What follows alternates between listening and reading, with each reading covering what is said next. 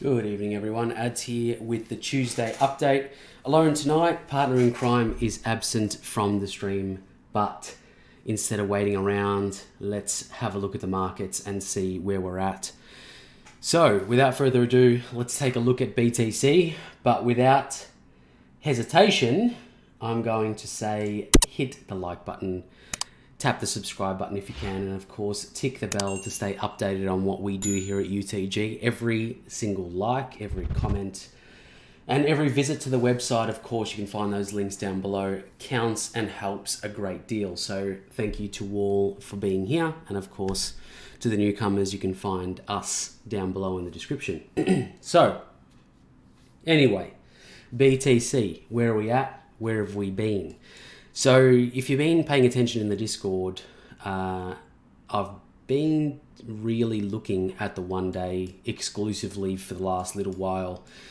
We've been descending for quite some time, and I haven't really been paying attention to the smaller time frames because of the daily. And we haven't really made any, movements to the upside in which to break the market cycle or to break the trend that we're printing.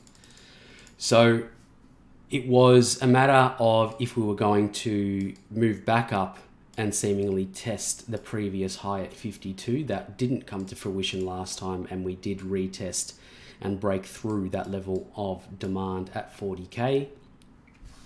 And we are finding ourselves, in the region of 30 and about 40 roughly for BTC, in which we did retest the previous support, which is now resistance on the daily time frame, and that was around 37,500. So, if you're following us on the Discord, you probably know you're probably picking up what we're putting down. It's a little bit quiet in there at the moment, no doubt because of the market lull, and some people or a lot of the market is hurting from holding some of the projects that we have during the upside, and we are seemingly looking like we are going to stay towards the lower extremities of the market for a little while. And if you can hear the helicopter in the background, I do apologize for those people wearing headphones. But where can we expect BTC to go?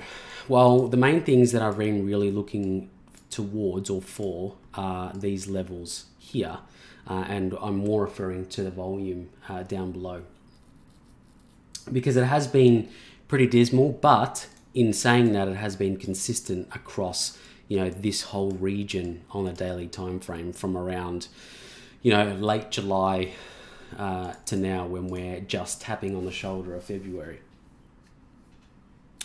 Realistically, the next pivot is around that 31k, 32k. That's why I've been identifying those levels in the Discord.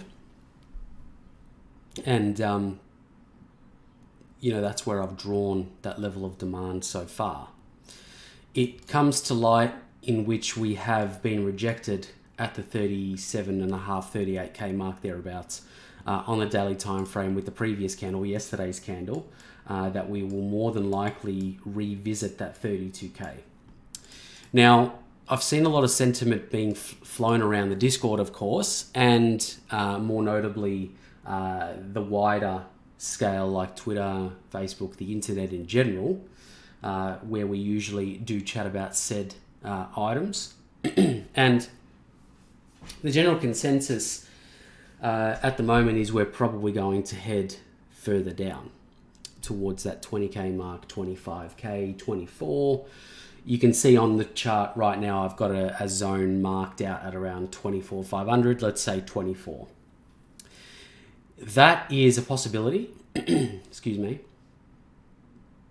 But it's not an inevitability.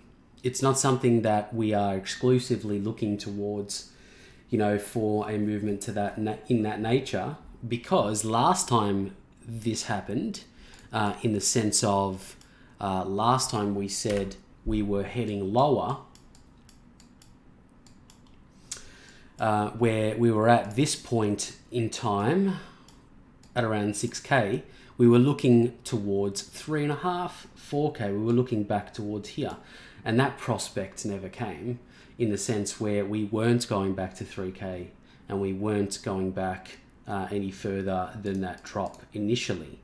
So I know it's a different time, but it just highlights the fact that if a lot of the market is calling for lower extremities, then, you know, we need to put in perspective the TA that we've got and not call things or not make assumptions based on TA that's not there, or or price action that hasn't yet breached or even reached the 32K level of demand that we are looking towards at the moment. So what does that mean? Usually, what does that mean? Let me answer that. In retrospect to the market itself, I wouldn't suggest 24 to 20K just yet. I'd more be looking for the daily time frame to either, you know, have a lull in this region or in this price range. What I mean by that is, you know, head towards that 32K mark and let's see what the price action is like around this level of demand. If we do get a more notable bounce in which we do push back up into this region here above 40K, that would be a good sign for that level of demand to be held nicely. Or do we eat away at this level and do we head back towards the lower extremities of 20?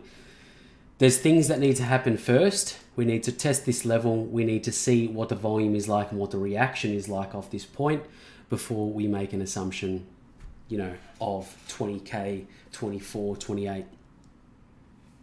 While the sentiment is, yes, we are going to reach that point, I say draw in your TA and make your decisions based off confirmation of, you know, those levels being broken. It's always well and good in a DCA strategy like I employ on a higher time frame to, you know, set levels or set buys around these points regardless, because you'd be silly not to if there is, you know, if we are quite close or, you know, 10 to 20% away. And then you've got levels that are identified at that point in time or at that price level at 24. So that's the type of strategy you have to employ. Are you going to play the long game with a DCA? Are you going to hedge your bets against these 2 points and wait for those levels to be respected? And if we do get a hit on both, well, you're averaged in the center at 28, which is nice for a further move to the upside. So yeah, you just got to take that into your stride and into consideration of your trading strategy as it stands. But a long-winded explanation for BTC. Now, ETH has not fared very well. So it has had a drop from 4.8 to the lower extremities of 55%, or, you know, into that 50s now. And it is seemingly looking like it will continue that matter towards our levels down here. Now, whether or not it is going to touch as it has, so we'll nip that up a little bit to, you know, engage most of this liquidity to the left-hand side to give us a more accurate reading on where we could expect ETH to go in the longer term. But, excuse me, hay fever is terrible in Melbourne. Anyway, if we are going to see ETH continue towards the downside, we do need to take into consideration the levels of fibs in which we are at the 78.6. If we take the whole macro scale from swing low, or the previous swing, because we have encapsulated this one already. So previous swing low to swing high, left to right, and then we do get these levels nicely laid out. 78.6 is the area that I'm looking at currently, and not to mention, you know, the lower extremities of our moving oscillators that are being printed on the chart currently, with our steamroller indicator, which can be found on our website at unitytradinggroup.com. But more notably, of course, the RSI is below that 30 mark, and we are trending around the 20s. So it's a matter of, and this counts to BTC as well, because it is paired against USD and we are seeing similar movements. Are we going to head further down, or are we going to, see less and less movement to the downside and less volatility because these oscillators are oversold? Well, these oscillators can stay oversold for some time, as they can stay overbought, in which we saw with the run-up, most notably or very recently in this area here, and of course moving back up to 4,200 when it was around in May, and of course the run-up through the start of last year. So it does, pose a risk where we do pair these levels around, the Fibonacci areas. Are we safe to say it's going to move up from here? Unfortunately, in this instance where the market has been relentlessly slipping to the downside, they become less and less, let's say, I'm searching for the word, less and less reliable because we are oversold or overbought for quite extended periods of time. But if you have the bias of bearish, or if it going to or being to the downside, and you have the bias or the mentality of, well, I'm not going to change my decision or my bias in general until the market reverses, looking for a higher high on that front, then you will be fairly safe. When it comes to this market in general, we need to strip it back to what works and what's simple, and that's market structure. So market structure, we are still lower low, lower high, lower low, lower high. And until we print a higher high and breaking the previous lower high, then we are seemingly looking like we are looking for pullbacks for a further move to the upside. So higher high prints a higher low, and then we continue and make higher highs again. So looking like that. If you are struggling to read and struggling to look for levels, then pay attention to key levels of demand and supply on a higher time frame, and pay attention to market structure. Excuse me.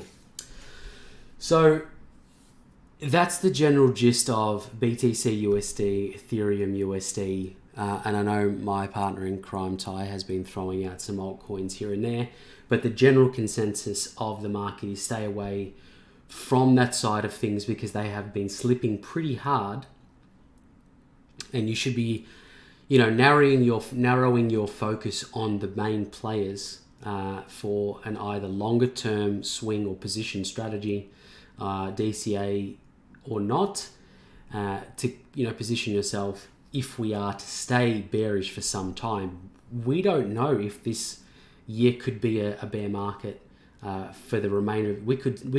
We might not see bearish sentiment until next year. We might not see bearish sentiment until the year after. It's all up in the air. And in terms of making those trading decisions, we need to scroll or zoom out and look at the macro scale and look at stuff that's simple, like supply and demand. In some retrospect, it is simple, like Fibonacci, and like price action and market structure. Now, the last one we'll look at this evening is the dominance, and I'll have a look at the total as well. The dominance has been hedging or moving to the upside, stripping some of that back out of the alts and putting it back into BTC, where we've risen from 39% to 42%. That is a considerable difference from the 16th of January to now. And the movements to the upside suggest that we will probably retest this area here at around 46%, in which it's not that far away, because we have been moving relentlessly to the upside. And I do, of course, remind everyone that there is significant liquidity sitting around this area. However, the most notable area for me in terms of a pivot is the level that resides around 46.5 to 47%. So keep an eye on that, and this will have a pronounced effect on the altcoin market as it stands. Now, if we have a look at total market cap, it is to the downside because that is how market caps work. It is circulating supply times price. As price descends, the market cap will descend with it because the actual coins in circulation are worth less. That's how market caps work. So looking like we'll probably head down to the 1.25 trillion mark as the lower lows continue to be printed on this chart, as it has been at the moment. So if it does hit that, that's another 61, it's another 30 odd billion wiped off. And I do need to say, and I do need to remind everyone that it is price or coins in circulation times price. That is how this is calculated. So it is indicative of movement in terms of market direction and bias. But you shouldn't be weighting a whole lot on the total market cap as you would the dominance if you were trading alts. But that's all I wanted to cover tonight. Thank you all for joining me. If you haven't already, hit the links down below. The Discord is open for business. If you haven't, subscribe to our YouTube channel. Give us a like if you can. And of course, leave a comment if you have your own thoughts. I'm Ads from UTG. Thank you all for joining us, and I'll see you in the next video. Bye-bye.